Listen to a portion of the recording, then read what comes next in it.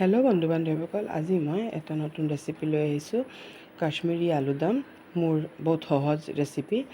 আৰু এইটো মই কি কৰিছোঁ, মানে আলুখিনি কাটি পেলাই অলপ ফুটা ফুটা কৰি লৈছোঁ চামুচেৰে, ফকেৰে অলপ ফুটা ফুটা কৰি লৈছোঁ। আৰু জলকীয়াকেইটা ইমান জ্বলা নহয়, সেইকাৰণে মই অলপ দেৰি তিয়াই ৰাখিছিলোঁ। আৰু পিঁয়াজ কাটি লৈছোঁ, আদা নহৰু কাটি লৈছোঁ। এতিয়া মই কি কৰিম, আলুখিনি মই এতিয়া তেলত ফ্ৰাই কৰিম। আৰু এটা পৰি গৈছিলে। এতিয়া আলুখিনি মই কি কৰিম, ধুনীয়াকৈ ফ্ৰাই কৰি ল'ম ভালকৈ। আৰু অলপ কম গেছত, মানে মিডিয়ামতকৈ অলপ কম থাকিব ফ্লেমটো। আৰু তেনেকৈ মই ফ্ৰাই কৰিম। আৰু মানে দুটা কাম হ'ব লাগিব, আলুটো ফ্ৰাইও হ'ব লাগিব আৰু সিজিবও লাগিব। আৰু অলপ সোনকালে সিজিবলৈ কি কৰিম, মই ইয়াত অলপ নিমখ দি দিম। অলপ নিমখ দি দিম,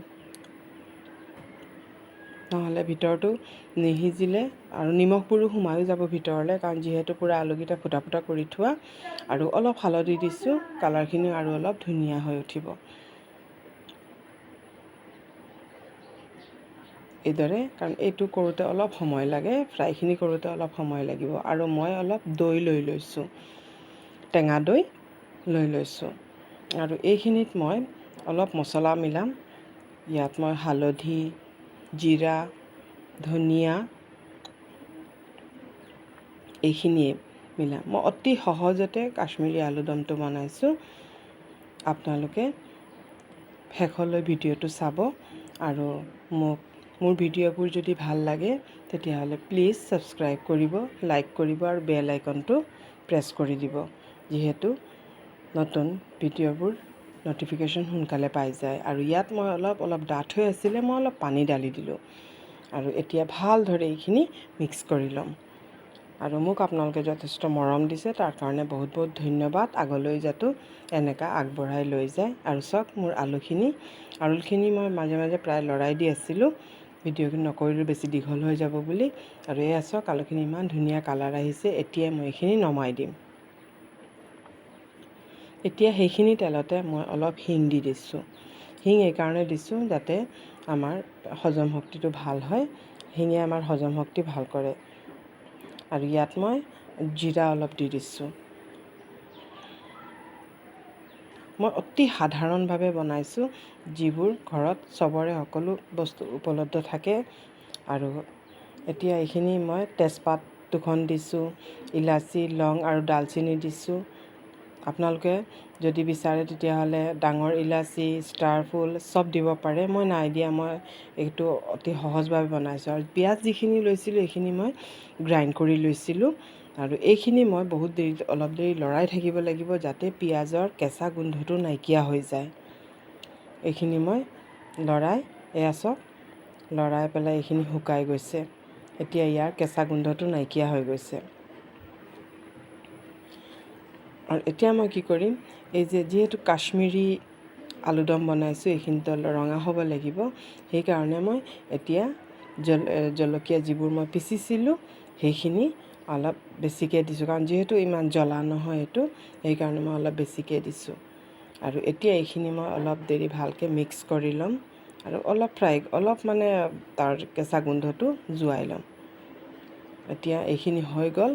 আৰু এটা কথা, ইয়াত মই পানী ঢলাৰ কাৰণ কি হৈছে, ইয়াৰ টেম্পাৰেচাৰটো মই অলপ কমাইছোঁ, কাৰণ দৈ দিয়াৰ লগে লগে পূৰা গৰমত দৈ দিয়াৰ লগে লগে দৈখিনি ফাটি যাব।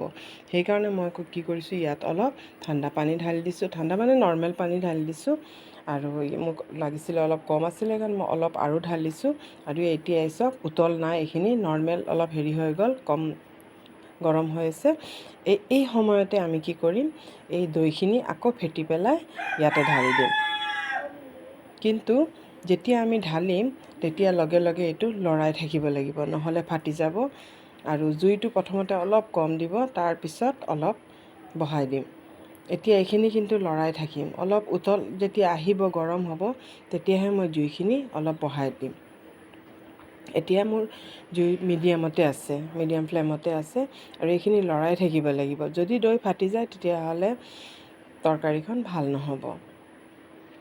আৰু এইদৰে লৰাই থাকিম। কিন্তু এই ৰেচিপিটো খাবলৈ ইমান সোৱাদ হৈছে, ভাতৰ লগতো খাব পাৰে, ৰুটি পৰঠা চবৰ লগত খাব পাৰে। এইদৰে বহুত দেৰি লৰাই থাকিবই লাগিব, উতল নোহোৱালৈকে মানে লৰাই থাকিব লাগিব, নহ'লে দৈখিনি ফাটি যাবগৈ। এয়া চাওক উতল আহি গ'ল, আৰু এতিয়া মই গেছটো অলপ বঢ়াই দিলোঁ। এতিয়া আৰু একো নহয়, পূৰা উতল আহি গ'ল।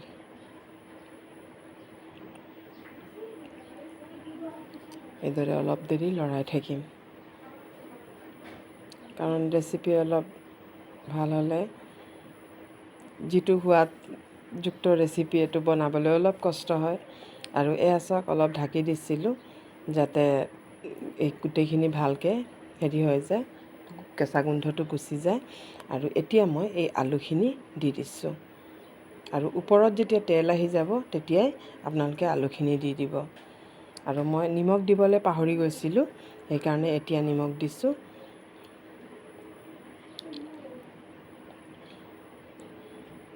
নিমখ দি ভালকৈ অলপ লৰাই দিম, আৰু এতিয়া মই গোটেইখিনি আলু দি দিম। যেতিয়া ঘৰত মাছ মাংস নাথাকে বা খাবলৈ মন নাযায় সদায় সদায় মাছ মাংস, তেতিয়া এনেকুৱা ৰেচিপি বনালে ল'ৰা ছোৱালীয়ে বহুত ভাল পায়, নিজেও খাই ভাল লাগে। এতিয়া মই অলপ ঢাকি দিম, অলৰেডি চব আলু চালু সিজাই, কিন্তু অলপ ঢাকি দিম। ইয়াত মই অলপ কচুৰি মেথি ব্যৱহাৰ কৰিছোঁ। আপোনালোকে যদি কচুৰি মেথি নাথাকে তেতিয়াহ'লে ধনিয়া পাত ব্যৱহাৰ কৰিব পাৰে।